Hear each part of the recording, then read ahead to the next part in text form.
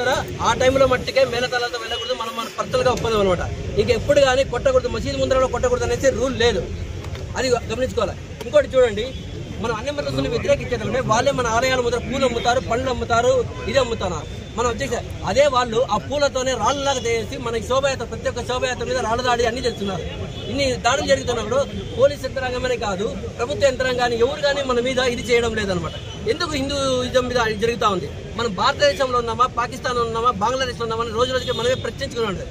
ఎలా అయిపోతుందంటే స్కూళ్ళలో పిల్లలు కూడా ఇప్పుడు బొట్టు పెట్టుకోవడానికి ఆలోచించే పరిస్థితి వచ్చింది.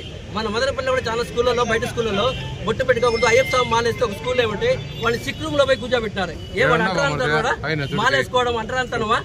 ఇలాంటివన్నీ మనం అదే ఇతర మతస్థులు ఇప్పుడు ఏమంటే శుక్రవారం వస్తే స్కూల్ పిల్లలకు నమాజ్కి పర్మిషన్ ఇవ్వని అంటున్నారు. మన మతం వేరు, వాళ్ళ మతం వేరా? ఏ మతంలోనే మనం అబ్జెక్ట్ చేయనప్పుడు మన మతానికి ఎందుకు ఇన్ని జరుగుతున్నాయి? మన మతం మీద ఇలా దాడులు జరుగుతుందంటే మతం పులుముకొని బయటపడాలి. ఎక్కువ అంటే వాళ్ళ